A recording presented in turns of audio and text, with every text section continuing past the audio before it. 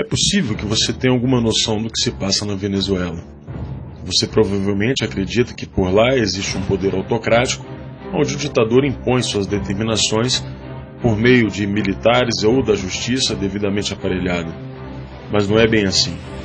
E o que você vai ver agora mudará sua forma de enxergar as coisas. E se você assistir até o fim, provavelmente perceberá que um sistema muito semelhante começa a se instalar no Brasil. Na Venezuela, alguns grupos operam como proprietários de suas áreas. São os coletivos. A primeira função do coletivo é defender a Revolução Bolivariana.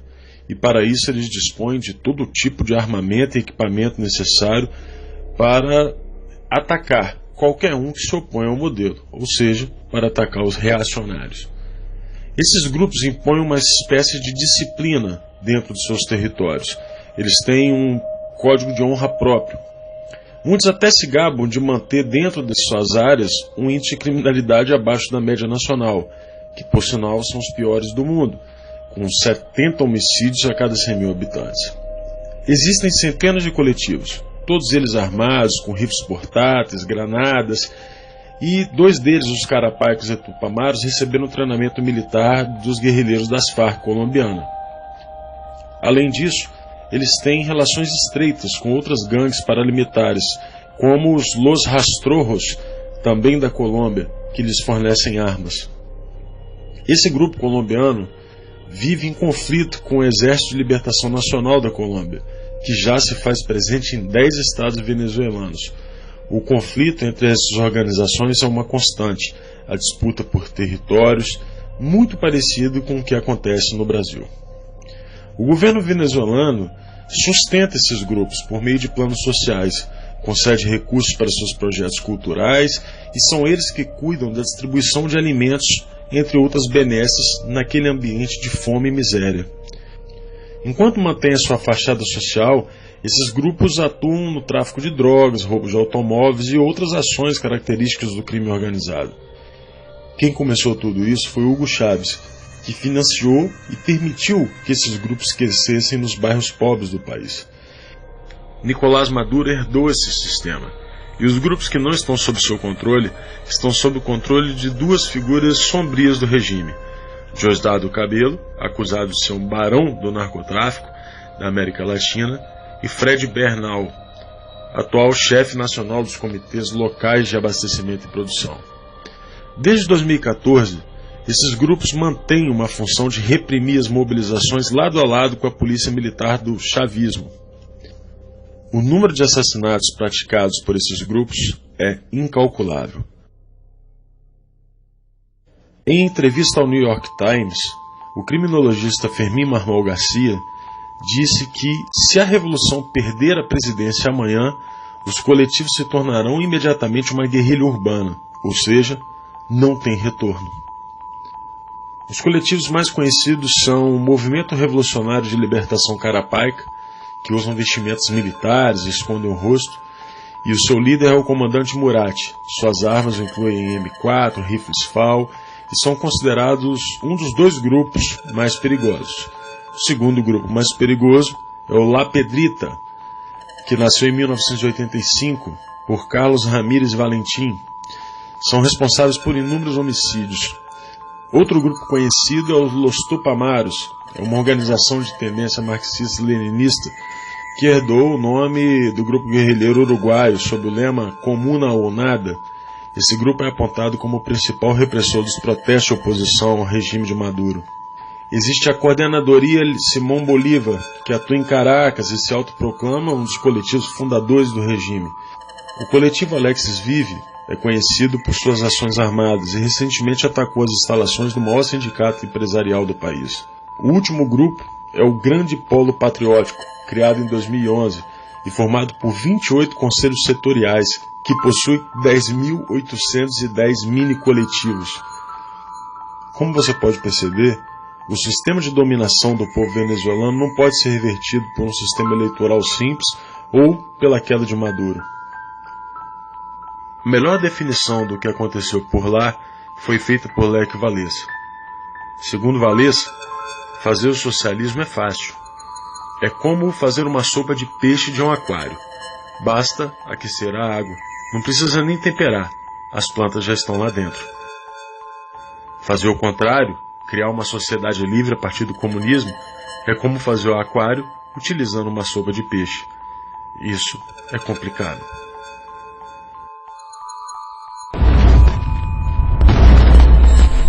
E venha, isso é com isso que eu vou terminar, venha Bolsonaro, venha que nós vamos organizar a rapaziada da periferia e nós vamos ver quem é que vai resolver essa parada. O juiz federal Odilon de Oliveira, de Ponta Porã, na fronteira do Mato Grosso do Sul com o Paraguai, obteve evidências da atuação de guerrilheiros das Forças Armadas Revolucionárias da Colômbia, as FARC, no treinamento de bandidos ligados ao primeiro comando da capital, PCC, e ao Comando Vermelho.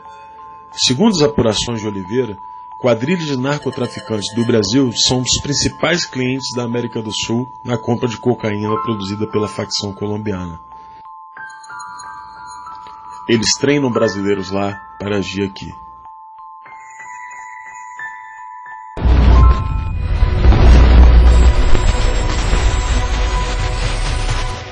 A revolução do lumpenproletariado já está em andamento no Brasil.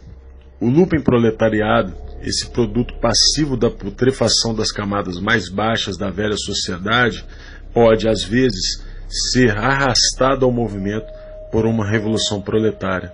Todavia, suas condições de vida o predispõem a vender-se à reação. Karl Marx. Você consegue se lembrar do Brasil antes de 2002? Pois é, não existiam cracolândias por aqui.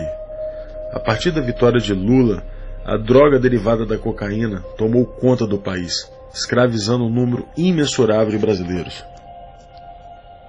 Tais indivíduos são capazes de lutar com maior coragem, mas são propensos a ações destrutivas.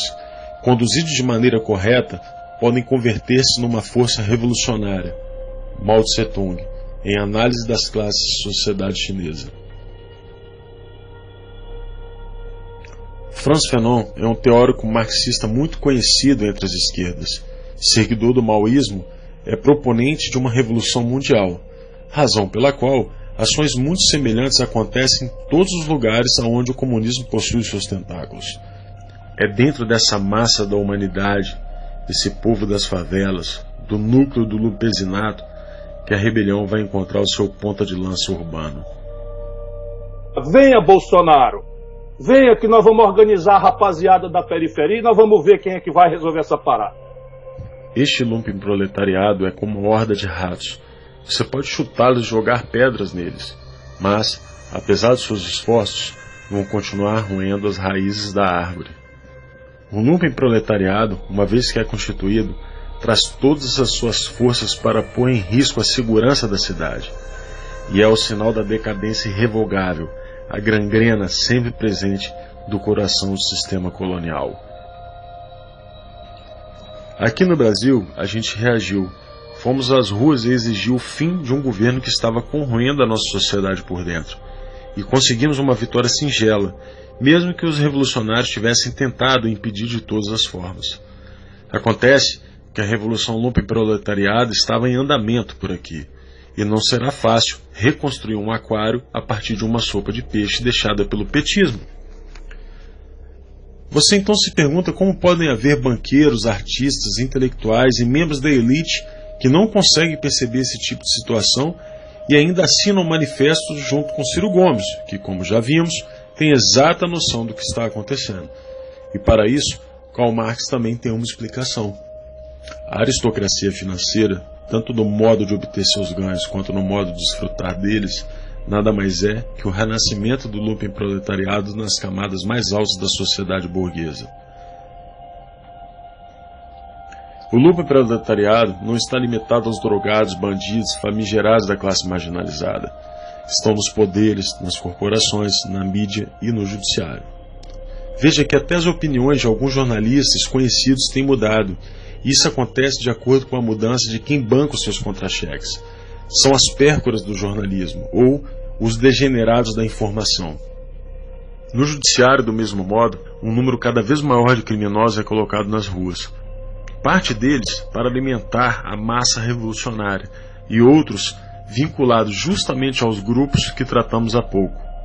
Tudo isso é feito às claras. Não existe segredo. Preciso que a gente denuncie isto. Que a gente anteveja esse tipo de manobra. Porque não se pode fazer isso com o Supremo Tribunal Federal. Ah, agora eu vou dar uma desperto e vou conseguir a decisão do aborto. De preferência, na turma com 3 ministros. Aí a gente faz um 2-1. E deixa de fora desse seu mau sentimento. Você é uma pessoa horrível. Uma mistura do mal com atraso e pitadas de psicopatia. Isso não tem nada a ver com o que está sendo julgado. É um absurdo, Vossa Excelência, aqui fazer um comício cheio de ofensas, grosserias. Vossa Excelência não consegue articular um argumento, fica procurando. Já ofendeu a presidente, já ofendeu o ministro Fux, agora chegou a mim. A corrosão do Conselho de Justiça da nossa própria Carta Magna atende ao conceito de Revolução Lumpen. Afinal, a disciplina e os códigos de honra, como já vimos, terão que ser aplicadas por grupos criminosos ao fim da conclusão do processo revolucionário. Agora que você já sabe qual é a situação que nos encontramos, eu faço um pedido. Não desista do Brasil.